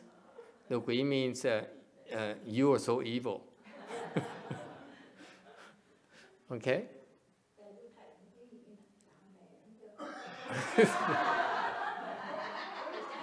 This is a conspiracy. She said, yes, the way you say your name is so... Yes. Why is that?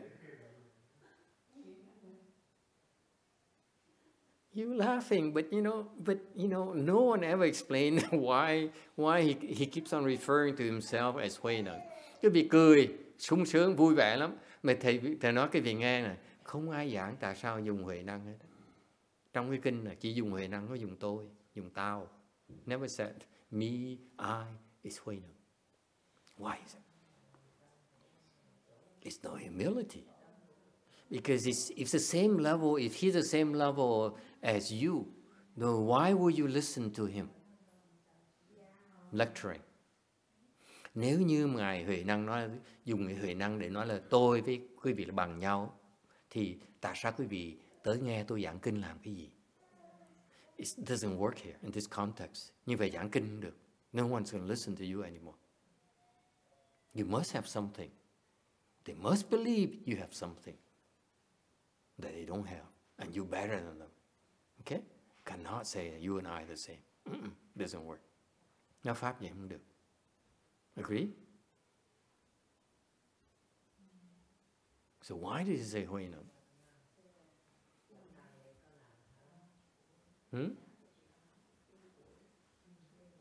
Did you have lunch? Did you guys come back? Did you have lunch?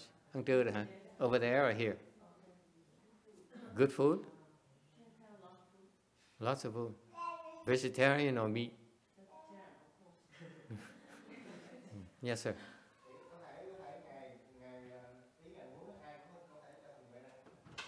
These bicycle people, so creative. Nó phì dễ sợ luôn. Cái này khá, he has potential. Giang dễ sợ. He says, he used Hui Neng because any of us, any of you can become Hui Neng as well.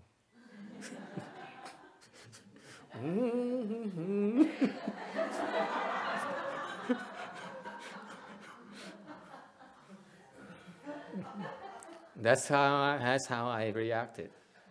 Okay. I said, oh my God. Yeah. So why Hui Neng? Tại sao Huệ Năng?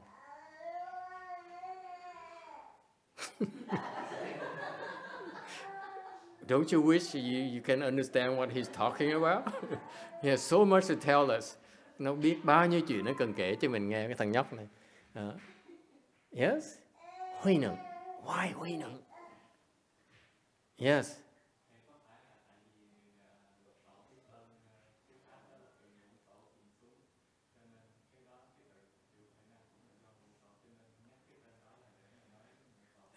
She gets so complicated, too convoluted. No, rắc rối quá. I don't like complicated answers. No, too complicated. Nhắc rắc rối quá. I'm very simple-minded. Cái óc thầy nó giảng gì vậy sợ. Anything too complicated, I refer to Xiển Khởi.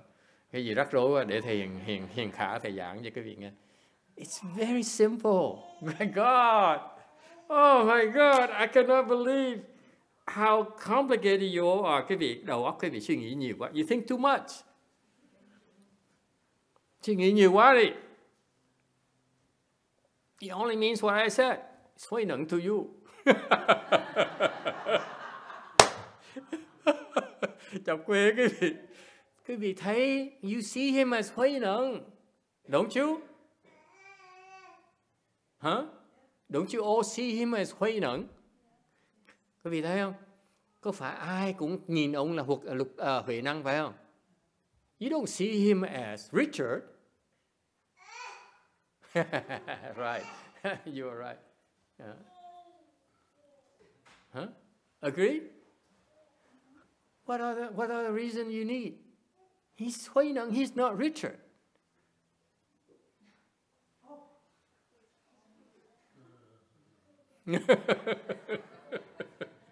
Trump supporter don't like my jokes. But it is the truth. He's simply Hui Neng. What else is he? Còn ai nữa? Không phải Huệ Năng, còn ai nữa? The answer should be, who else can he be? Quý vị dở dễ sợ. My answer to my own question would be, who else? Yes? Thầy trả lời ngay là, chứ gọi ai nữa bây giờ, gọi gì bây giờ nữa? He's the only Hui Neng to you, to me. What's another meaning? Nghĩa sao nữa? You see him as a 6th Patriarch. That answer her question right there. I'm not the same as you. He's not the same as her.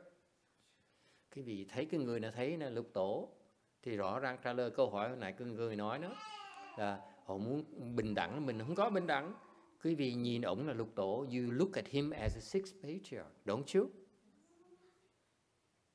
Right? Quý vị thấy rõ ông là lục tổ mà. Mình nói we're talking about the great 6th Patriarch. Even he says Huệ Năng, actually look at him as 6th Patriarch. Ông có xưng cái gì nữa, mình vẫn nhìn ông là Huệ Năng như thường. Whatever he call himself, call me Ray, call me Richard, you still look at him as Huệ Năng. Ông nói, ông cái miệng nó gọi tôi là ông gì, bà gì đó, thì mình vẫn nhìn ông là lục tổ như khác nữa đâu, right? Therefore, for him to say Huệ Năng is the most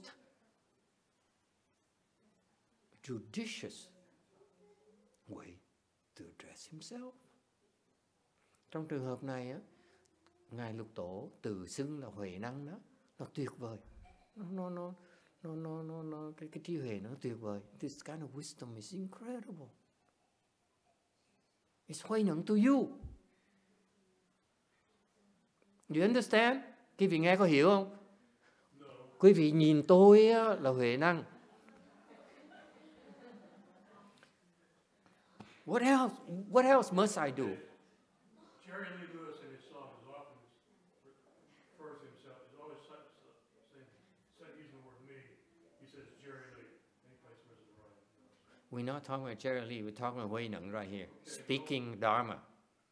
This is a situation where he's actually a Dharma lecturer. And he says, Huệ Năng, Huệ Năng, Huệ Năng. Why?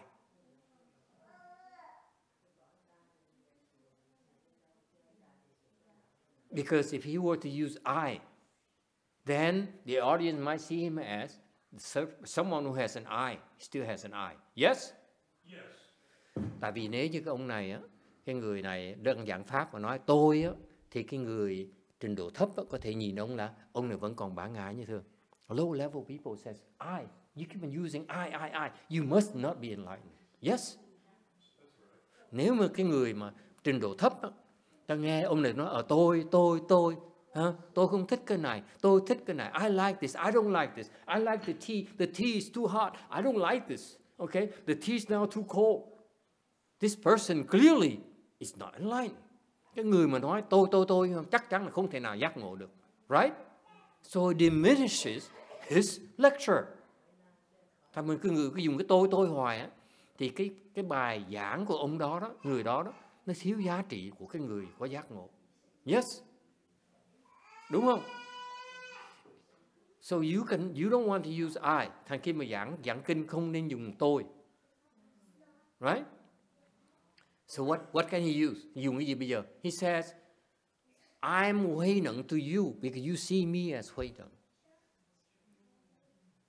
I'm not talking about me. I'm talking about what you see in me. Thành cái trí huệ Ngài hay ở cái chỗ đó. Dùng tôi không được. Cái dùng tôi là cái người còn bản ngã. Tại cái người giảng kinh này vẫn chưa có trí huệ. Mà thành ra Ngài dùng cái khéo cái trí huệ Ngài hay ở chỗ đó. Thay vì dùng Ngài nói về Ngài nói là cái người mà quý vị đang nhìn đó là Huệ Năng. Thấy không? Đẹp dễ sợ không? Isn't beautiful? He's not addressing himself. He's only addressing the person they're looking at.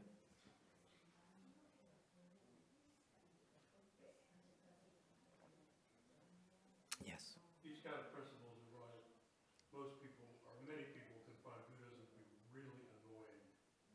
Yes. Because it's just like, you're just saying, we're so important and we have to make these distinctions. And, you're just an idiot and I make this distinction because you're so stupid. It's really annoying to me and to anybody that thinks about it. Mm-hmm. You really have to do that. If he's going to do it, he should say he's going to do it, okay? We're going to refer to this person here as Wayne, all right? You say that. And then we'll say, okay. And then we got to have all these other ideas about it. It's just like... Cultivate a little bit more. Then you appreciate more and more of it. You're not there yet.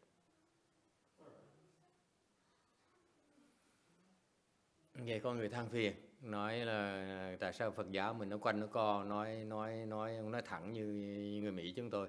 Thầy nói ông chưa hiểu được tại vì trình độ ông còn thấp, ông chưa hiểu được cái trí huệ của người, cái hành động như vậy. Những người mà cái vị giảng đó nó có đủ tầng lớp hết. When you lecture, you don't have the same problem he has. He has to lecture to low level people all the way to high level people. How are you going to address them? How are you going to address their needs? You're concerned about the low level people. What about the high level people? These people are excluded in the Dharma? If you say I, these people say, no, you still have an I. Yes? Now you're excluding the Dharma these people need to learn. See the dilemma the 6th Patriarch has?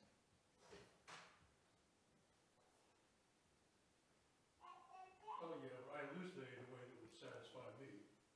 It would be used in it. You cannot please everyone. I'm trying to explain to you over here that you can look at Hui Neng as I, from your perspective.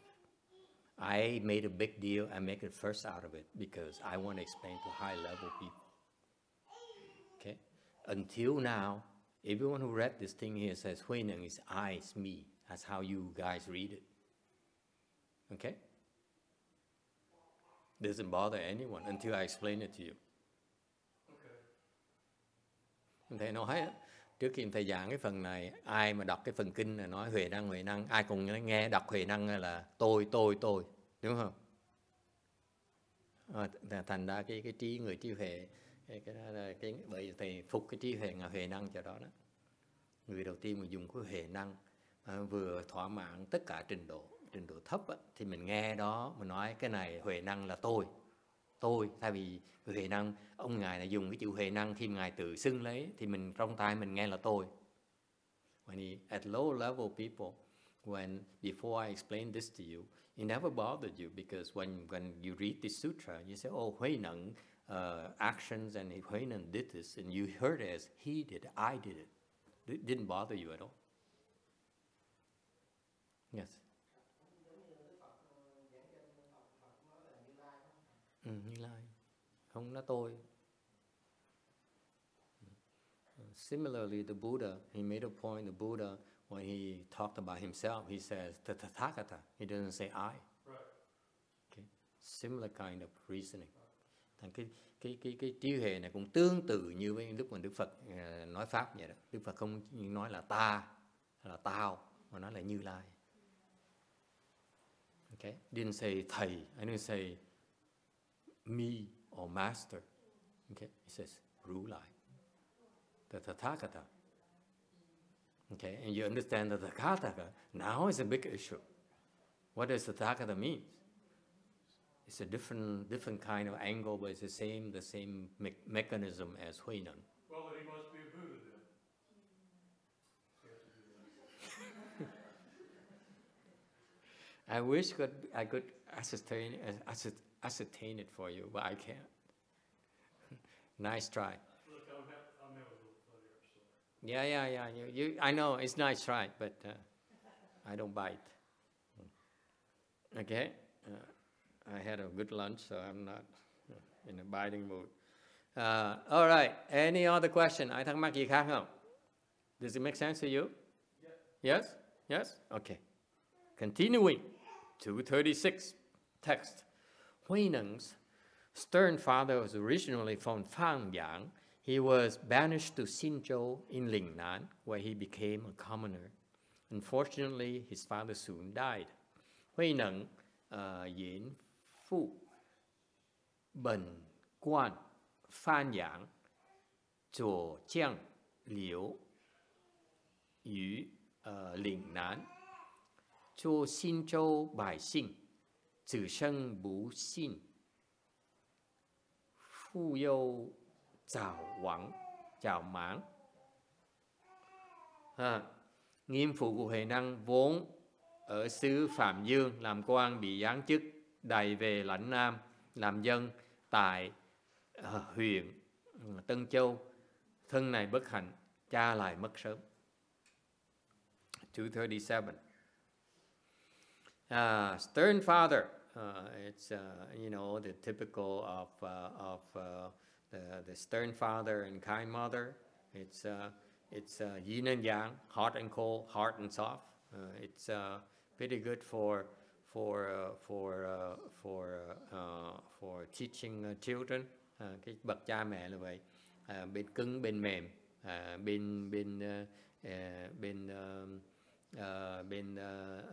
bên thương bên ghét.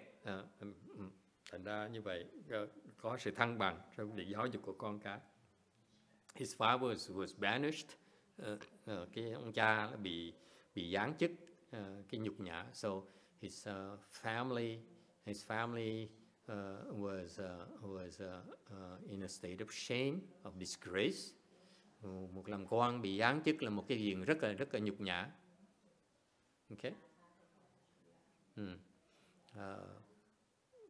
Usually with this kind of thing here, the father would be in a state of depression and wouldn't be able to live very long after that.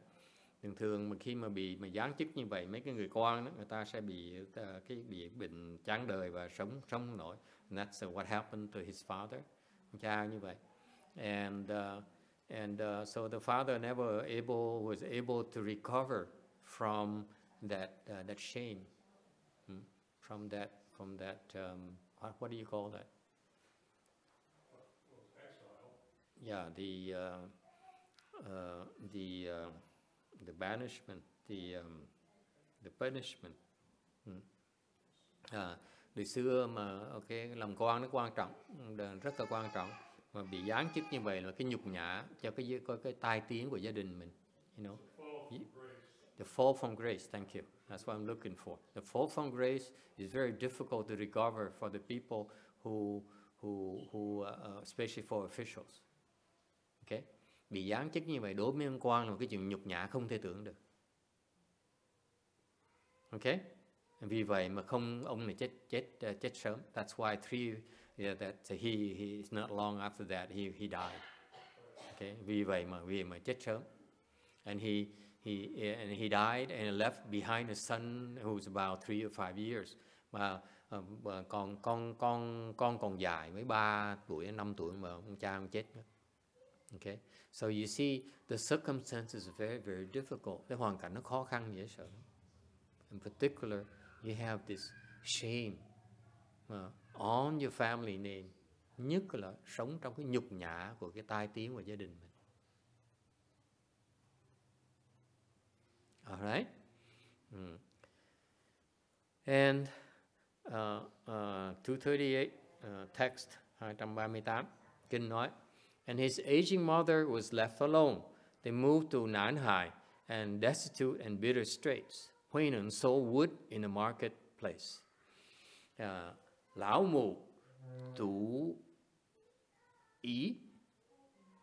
Hả? Sao? Lão mù ngu ý lại nản hại, nản xin, chiên sinh, bình phả yu, sử mai trải. Còn một mẹ già cô độc phải rời nhà qua quần Nam Hải, nhà nghèo túng cay đắng trăm bề, phải bán củi ở chợ.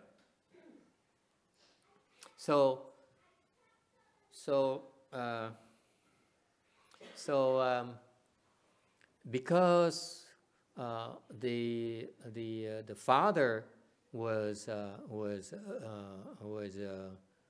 lost his official position and lost his honor, his reputation. So the family, and then he died not long after that. So the family could not possibly survive in that place. So they had to move again. Thì cái sống trong cái hoàn cảnh mà bị nhục nhã, thành mà ông cha còn chết sớm nữa, thành nào gia đình sống chỗ đó không được, phải dời trốn, bỏ chạy. They had to run away. Okay, and they had to run away to a place where they basically have, I can imagine, no support. No one knows them. Cái khổ là mình dọn cái chỗ mà cái chỗ thân thuộc, người thân thuộc mình nó khinh thường mình, phải dọn cái chỗ không ai biết mình hết đó. Chỗ đó, and you have no education, no money. Okay. It's very, very difficult. Bởi vì thấy hoàn cảnh nó khó khăn dễ sợ. Không có tiền này, không có bạn bè, không có thân thuộc, không quen ai hết. Phải dọn vào cái chỗ mà hoàn toàn người ta xa lạ với mình để mà sống. So that at least no one can despise you and look down upon you. Dọn cái chỗ người ta không biết mình, ít nhất là nó không khinh thường mình trước. Okay. And because of that, they're very poor. Vì vậy, nghèo dễ sợ lắm. Okay. And faced with a lot of difficulties, nhiều khó khăn dễ sợ lắm. Okay. All right. And he sold wood in the marketplace, and it shows that he really has no means to support himself except the most menial kind of work. Okay. Và muốn sinh sống cần sinh nhai đó thì cực khổ dễ sợ, không có một cái tài nghệ gì hết, tài năng gì hết đó, thành phải đi lượm củi mà làm tiền. Okay. And I can identify with this. Thầy nghe những cái chuyện này, đọc cái này mới nhớ. I later met some other people in Vietnam who also the husband died. Còn quen với người kia, chồng cũng chết sớm. Okay. And other men, their family proposed he should marry. Okay. Đề nghị nên gia đình nó đề nghị nên tái giá đi. Chứ làm sao mà nuôi con bây giờ? How are they going to take care of the children? And so she says, no, I will not remarry. So she had to go and do menial work to make money. Cũng như vậy, cũng tương tự như vậy, phải đi làm những cái việc mà tồi tàn nhất để mà làm tiền. So she said, you walk by a house. She said, walk by a house. She saw trees in leaves and branches. She said, đi ngang nhà thấy cái nhà cây cối nó lộn xộn, anh vào đó đề nghị người ta để tôi lượm cái củi cho nó sạch cái sân, lấy củi ra đem bán. So she said she walked into the house and proposed to the owner, let me clear out your yard for you, and collected all the debris and the branches and picked it up and sold somewhere else for money. So she got a little bit of money from clearing the yard and then selling the debris. Thành làm tiền có tội như vậy đó, là lấy tiền bằng cách là dọn được tí tiền, thì dọn sạch cái sân nhà người ta được cho tí tiền, xong lấy cái củi đó đem bán, thế là lấy thêm được tí tiền đó. That's a kind, nó khổ như vậy. That's a kind of difficulties they have. Okay, and they condemn like that for life. Cả đời sẽ như vậy đúng không? Không có như bên này mình có cái, it's not like over here we have social security and Medicare. Ở đó không phải như bên xứ này là có, như là mình có bảo hiểm sức khỏe, rồi mình có food stamps nữa. No. Đây là thiên đàng. Thiên đàng. So when people like that come to this country, said this country is like heaven. You folks don't know what you have. Quý vị không biết cái phước báo quý vị, don't know how blessed you are. Phước báo quý vị nó lớn dễ sợ lắm. Mình qua đây mình thấy. Alright. Thành khổ lắm, phải đi bán củi. So you see, collecting wood and then you basically have nothing. Hoàn toàn không có tài sản gì hết, chỉ đi lượm xong đi bán. You go and pick up junk and then you sell it. Wood, that's it. That's the lowest level of skills. Không có cái nghề gì hết, không có nghề ngỗng gì hết. Khổ như vậy đó. Okay? All right. 239. Time is up. Next time, 239. Tuần sau tiếp tục ở 239. Any questions? Any final questions? Ai thắc mắc gì không? If you have no questions, then we stand up and do the rebirth transference. 239. Okay, thank you.